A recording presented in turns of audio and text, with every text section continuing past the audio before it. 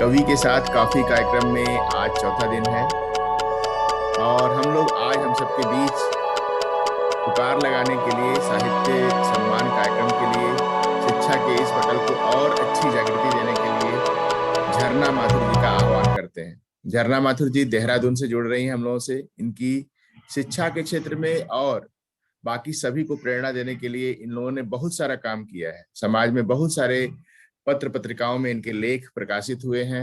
इन्होंने साहित्य की सेवा करते हुए रिपोर्टर के तौर पर भी कुछ ऐसे लेखन किए हैं जिसको समाज में एक अच्छा स्थान मिला है इनको। तो मुझे खुशी है इनकी ही एक कविता बसंत ऋतु आई ऋतु रानी आई, हरियाली छाई खुशहाली आई, इतनी सुंदर कविता है। इसके माध्यम से इनका स्वागत करते हैं। बहुत बहुत धन्यवाद, आपने समय दिया। धन्यवाद, आपका बहुत बहुत आभार व्यक्त करती हूँ। नमस्कार डॉक्टर सत्यप्रकाश जी, आपका बहुत बहुत आभार और इस पटल से जुड़े हुए सभी लोगों का बहुत हार्दिक आभार अभिनंदन मैं करती हूँ।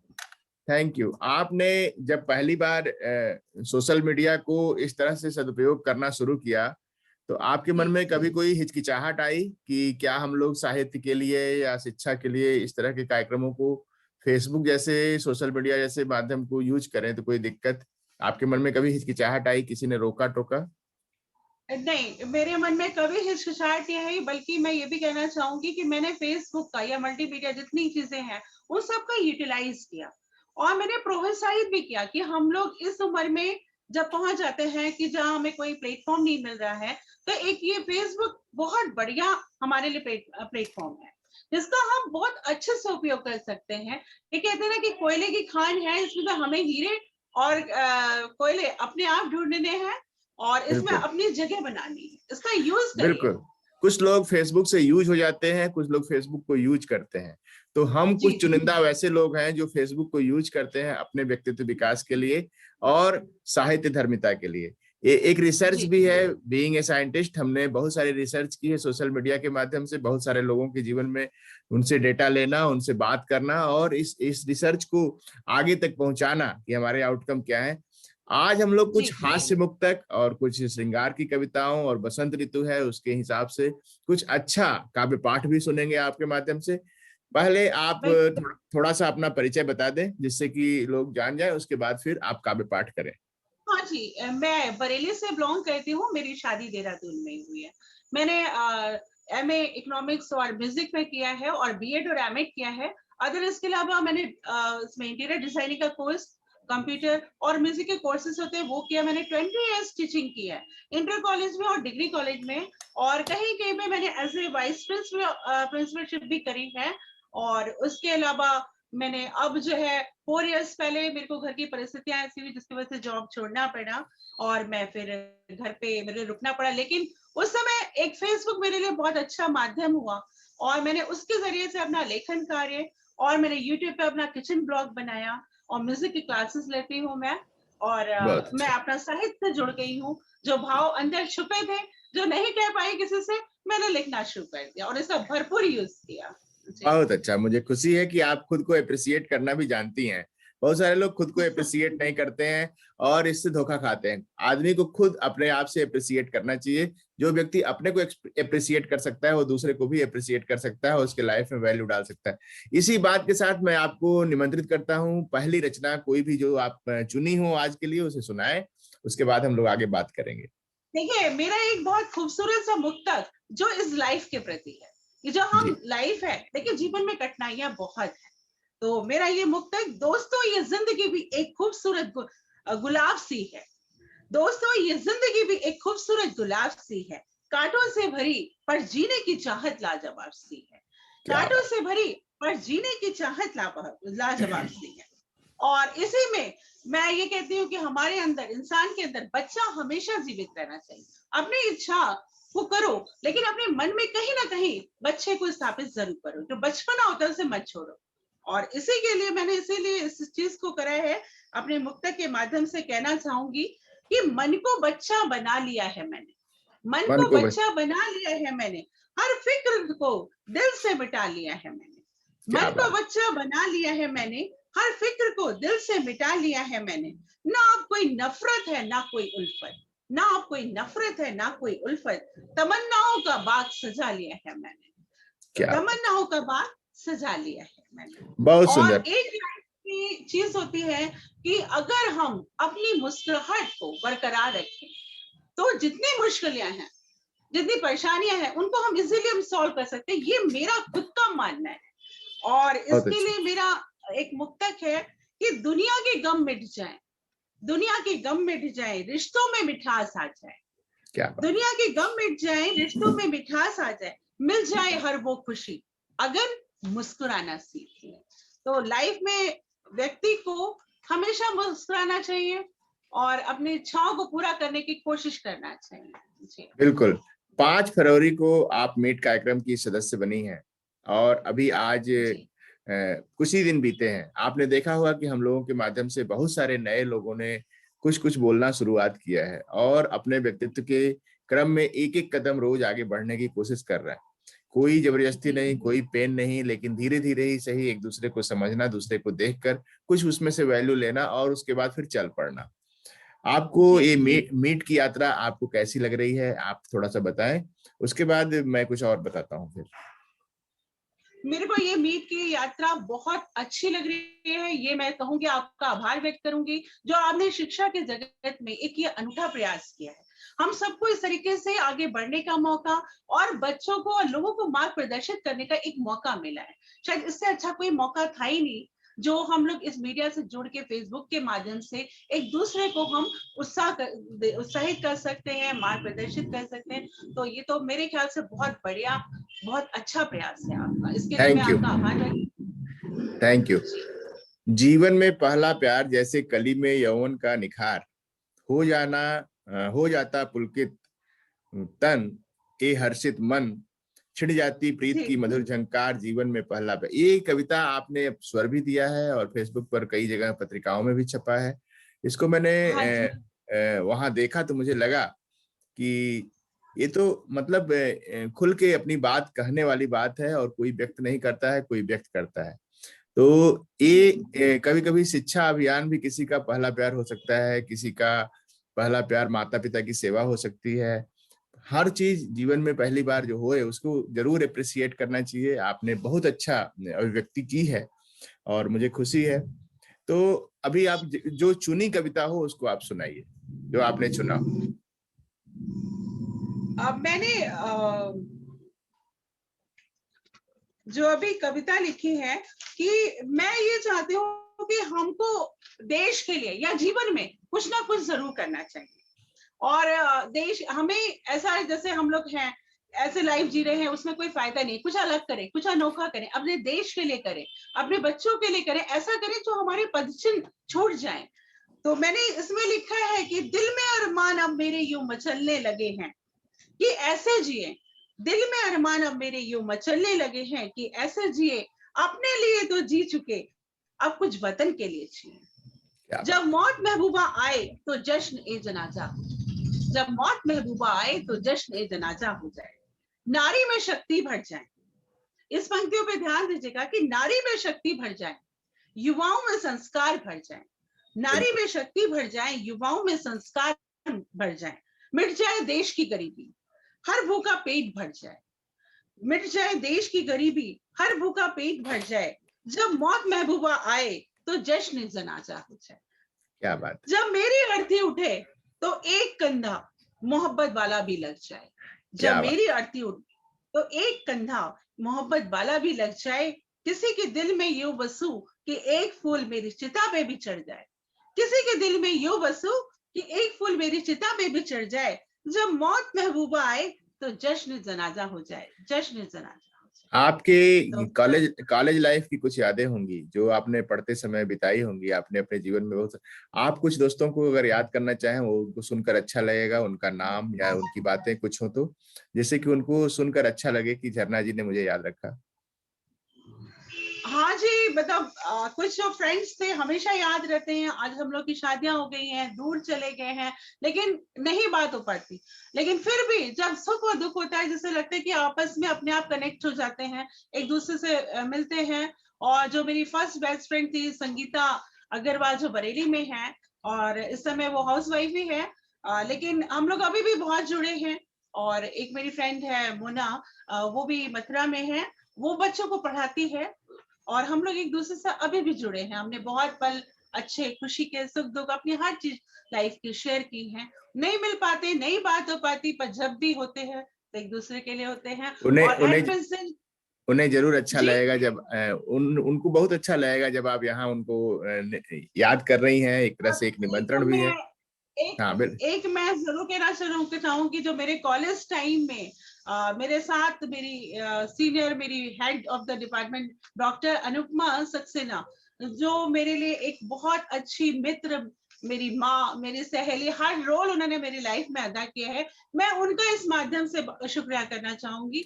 और बहुत ज्यादा मैं उनसे, मुझे स्नेह मिला, और मैं उनको हमेशा याद करती हूँ। वो मेरे साथ अभी भी आज जुड़ी हुई है। बहुत सुंदर, बहुत सुंदर। अभी हम लोग देख रहे हैं कि बहुत सारे लोग काव्य पाठ कर रहे हैं, काव्य पाठ करके लोगों को प्रेरणा दे रहे हैं। समाज में इस टैलेंट को एप्रिसिएट करके हम लोग भीतर की भावनाओं को व्यक्त करने की एक ताकत देते हैं, और उसके माध्यम से हम क्या मैसेज देना चाहते हैं, खास तौर पर उसे काव्य चर्चा के माध्यम से हम लोग यहाँ बुलाकर एक साइंटिफिक तरीके से डिस्कशन करके निकालते हैं, और कुछ दूसरे लेसन्स जो यहाँ से ट्रांसफर हो सकते हैं उसको करते हैं। मैं ये देख रहा हूं कि एक कविता आपकी अपनी व्यक्तित्व को बताती हुई है। हर व्यक्ति का अपना यूनिकनेस होता है, और व्यक्ति का नाम बड़ा इंपॉर्टेंट होता है। जब किसी व्यक्ति को झरना नाम से कहा जाए तो अपनी ही धुन में बहती चली हूँ क्योंकि मैं बहता हुआ झरना हूँ। अपनी ही हाँ धुन में जी। बहती चली हूँ क्योंकि मैं बहता हुआ झरना हूँ। झरझर झरती हूँ, कलकल करती हूँ क्योंकि मैं बहता हुआ झरना हूँ। चट्टानों तूफानों से टकराई हूँ, सबको साथ लेके चली हूँ क्योंकि मैं बहता हुआ झरना हूँ। बहुत अच्छी पोयम है, और अपने व्यक्तित्व को व्यक्त करने वाली इस कविता को लिखने में आपने तुरंत लिखा होगा, ये तुरंत ही लिखा होगा। ये स्पॉन्टेनियस कुछ भी जी, आता है कवि के मन में, वो लिखता है, वो एक कविता बन जाती है। बहुत अच्छा। अभी आप क्या सुनाना चाहेंगे उसे आप बताएं, जिससे कि देखिए मैं ये सुनाना चाहती हूँ कि जिंदगी में हमेशा प्रॉब्लम्स रहती हैं, स्ट्रगल्स आते हैं। मेरी लाइफ में भी बहुत स्ट्रगल रहा, और लेकिन मैंने उससे हिम्मत नहीं हारी। और मैंने इस कविता के माध्यम से मैं ये सबको बताना चाहूंगी कि लाइफ में कितना स्ट्रगल हो, मगर अपने को जिंदा रखना है, अपने को आगे, क्योंकि ये चीज आपकी खुद अंदर से आपको खुद जगानी है। कोई आपको मोटिवेट नहीं करेगा, करते हैं लेकिन सबसे पहले आपके ऊपर डिपेंड करता है। तो मेरे साथ भी ये था कि जिंदगी की आती रही मुश्किलें, बढ़ते रहे तूफान, आती रही मुश्किलें, बढ़ते रहे तूफान, कम ना हुआ कोई सितम। जिंदगी एक जंग बन गई और जिसे हम लड़ते चले, जिंदगी एक जंग बन गई और जिसे हम लड़ते चले गए। हालात ऐसे हुए जो थे करीबी वो भी दूर हो गए। क्या बात। हालात ऐसे हुए जो थे करीबी वो भी दूर होते चले गए। देखा था गिरगिट को रंग बदलते, आज इंसान भी गिरगिट बनते चले गए। क्या बात। वक्त बहुत ऐसा भी सुंदर। आया सोच बदल दें दुनिया के दस्तूर के, वक्त ऐसा भी आया सोच बदल देंगे दुनिया के दस्तूर के। क्या पता था जो नहीं है दुनिया में वही दुश्मनी निभाते चले। जो नहीं है दुनिया में वो भी लेकिन तो हाँ जी। अभी भी और पीछा नहीं छोड़ फिर रहे हैं। जो दुनिया में नहीं जी, है वो भी पीछा नहीं छोड़ रहे हैं। बड़ी भारी कविता है। वो भी नहीं पीछे छोड़ते, वो भी हमारे साथ कुछ ना कुछ जुड़े रहते हैं, और हमें कहीं कहीं पे वो कष्ट भी पहुंचाते हैं और कहीं कहीं उत्साहित भी। दोनों चीजें लाइफ में होती हैं। ओके। जी, बहुत अच्छी कविता लिखा है आपने। जो जिंदा है उनके लिए तो लिखा ही है, जो चले गए हैं उनको भी याद किया है। बहुत अच्छी वो कविता, भी बहुत जी। सुंदर।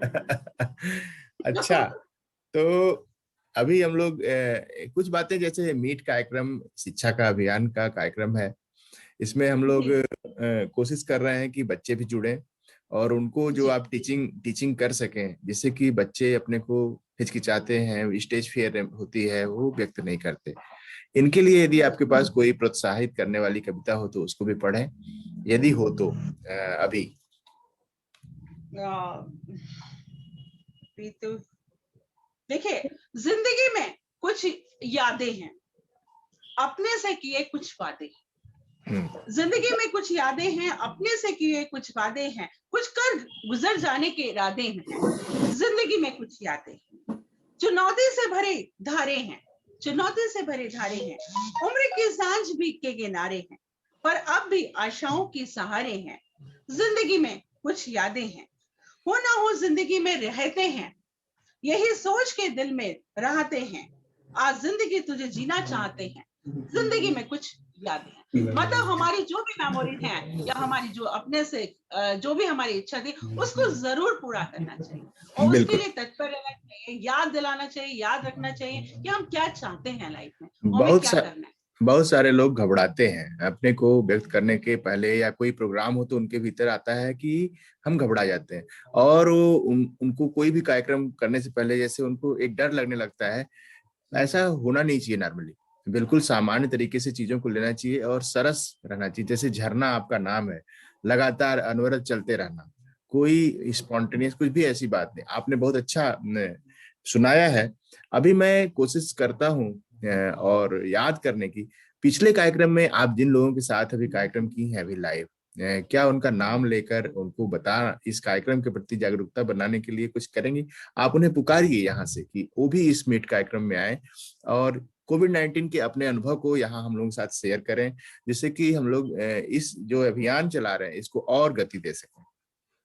जी, मेरी एक बहुत प्यारी सखी डॉक्टर राखी कुलश्रेष्ठी जो वहाँ कानपुर से हैं, और उन्होंने इसमें एक बहुत बड़ा योगदान दिया है बिल्कुल। और उन्होंने महिलाओं के सामने ये एग्जाम्पल दिया है कि महिलाएं अगर चाहें तो क्या से क्या नहीं कर सकती। एक घर में रहने वाली हाउसवाइफ जो अपने को जीवन भूल गई थी, जिसने सिर्फ घर गृहस्थी में अपने को झोंक दिया था, लेकिन एक कोरोना का टाइम ऐसा आया, उस पीरियड में उसने अपने बारे में सोचा और अपनी लेखनी के माध्यम से उसने ऐसा काव्य का संचार या प्रभाव बहाय दी कि जो लोगों में, उसने महिलाओं में खासतौर से ऊर्जा शक्ति उसमें भर दी।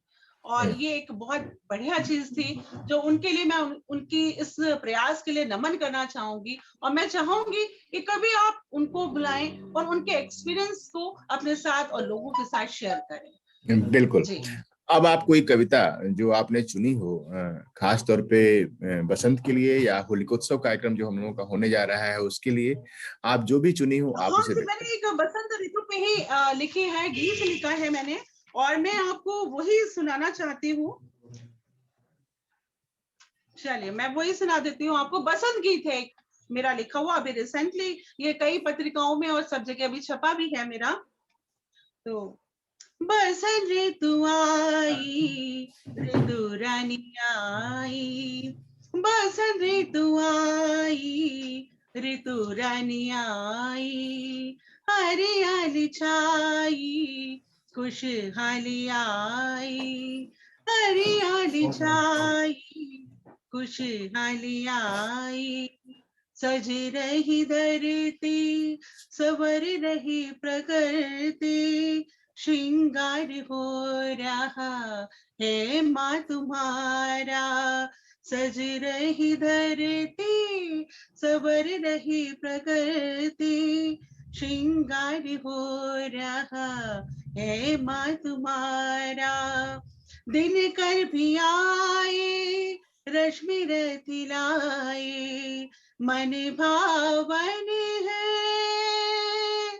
मन भावन है, समय सुहाना, बसंत ऋतु आई, ऋतु रानी आई, सरसों खिली है, कमल खिले हैं, फसलें खड़ी हैं, कोयल कुकी है, सरसों खिली है, कमल खिले हैं, फसलें खड़ी हैं, कोयल कुकी है, किसानों का मौसम, खुशियों का मौसम, सुखकारी है,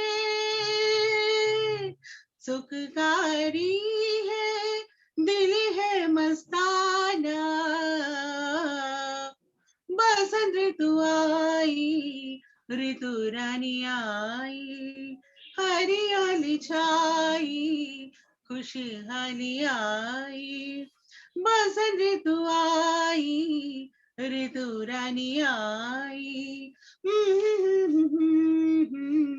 हा हा हा हा हा।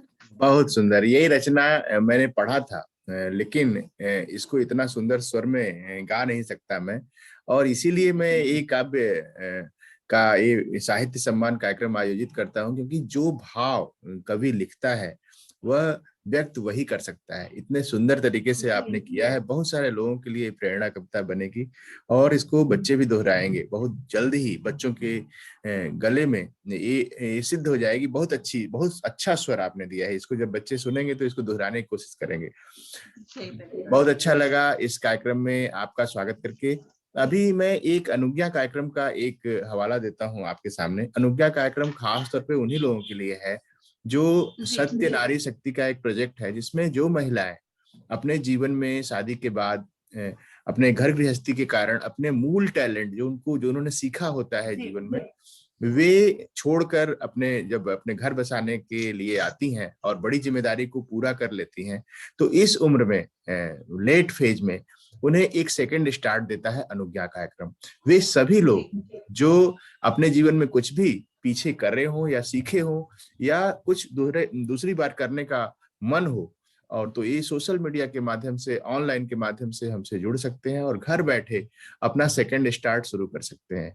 वो शिक्षा का कोई काम हो, चाहे रिसर्च का काम हो, चाहे इस तरह की वाद विवाद प्रतियोगिता हो, या कोई भी रोजगार भी हो, कोई रोजगार भी हो। यदि वे पेन भी बेचते हो तो उसे बता सकते हैं मेरे साथ। उसको देखकर लोग सीखेंगे और उनसे वह पेन या घर में बनी हुई मिठाई को भी खरीदेंगे। मुझे बहुत खुशी होगी कि अनुज्ञा कार्यक्रम के तहत लोग जुड़े, और इस प्रोजेक्ट के माध्यम से उनको हम एक मंच दे पाए कि उन्होंने अपने जीवन में दूसरी शुरुआत करने के लिए कलम उठाई है, या कोई अपना एक विशेषता उसने चुना है और उसको लेकर वो समाज में अपने को स्थापित करना चाहते हैं। मैं आपसे निवेदन करूंगा कि अनुज्ञा कार्यक्रम की ब्रांड आप बने अपने क्षेत्र के लिए और लोगों को प्रेरित करें। जी, बिल्कुल, मेरा सौभाग्य होगा जो आप इस काम के लिए मुझे बुलाएंगे, और बहुत बहुत आभार आपका जो आप इसके लिए मुझे बुला रहे हैं। मैं बहुत हर्ष महसूस करूंगी।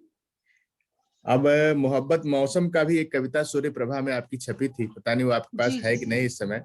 मैं उसे याद कर रहा हूँ। बहुत सारी कविताएं आपकी फेसबुक के माध्यम से हैं, और वही एक कारण बना कि जिसके कारण हम लोग, फेसबुक के कारण ही हम लोग जुड़े और आज यहाँ चर्चा कर रहे हैं। और इस कवि के साथ कॉफी कार्यक्रम में चौथी श्रृंखला में भी 101 कवियों के साहित्य में आप एकल काव्य पाठ के लिए अभी से निमंत्रित हैं। धन्यवाद, आभार आपका। जी, कुछ सुनाना चाहेंगी? हाँ जी, मैं एक बेटी के ऊपर एक कविता है मेरी जो छप चुकी है कई बार, और इसको मैं सुनाना चाहूंगी कि ना हो कोई कन्या भ्रूण हत्या, ना हो कोई कन्या भ्रूण हत्या, जीने का अधिकार मिले। ना हो कोई कन्या भ्रूण हत्या, जीने का अधिकार मिले। हम सबका यही संकल्प रहे, बेटी हमारा अभिमान रहे। क्या बात। पढ़े लिखे और वो पढ़े, पढ़े लिखे और वो बढ़े, समानता का अधिकार मिले। हम सबका यही संकल्प रहे, बेटी हमारा अभिमान रहे। जिस रिश्ते में वो बंधे उसे सम्मान का हक मिले। जिस रिश्ते में वो बंधे उसे सम्मान का हक मिले। हम सबका यही संकल्प रहे, बेटी हमारा अभिमान रहे। बेटों को दे ऐसी शिक्षा, हर बेटी को बचा ले। बेटों को दे ऐसी शिक्षा, हर बेटी को बचा ले। हम सबका यही संकल्प रहे, बेटी हमारा अभिमान है। बहुत अच्छा, बहुत अच्छा। ये बहुत अच्छी कविता है, और ये बहुत सारा मैसेज इसमें है, जिससे कि बच्चियों के ऊपर जो अत्याचार हो रहे हैं उसको रोकने के लिए, और पुरुष समाज को थोड़ा सा जागृत करने के लिए कि वे शिक्षित हों और अपनी अपनी भावनाओं में एक ऐसा परिवर्तन लाना जरूरी है इस समय समाज में, जिससे कि इस घृणित कार्य को लोग रोकें। तो इसी के साथ मैं आज के इस कार्यक्रम में आपको विदा देता हूं, और आगे के कार्यक्रम, होलिकोत्सव के कार्यक्रम के लिए और मीट के लिए जो शिक्षा अभियान है उससे अनवरत जुड़े रहने के लिए आपसे प्रार्थना करता हूं। इन्हीं शब्दों के साथ मैं सभी व्यूअर्स का धन्यवाद देता हूं। नमस्कार। नमस्कार। Thank you.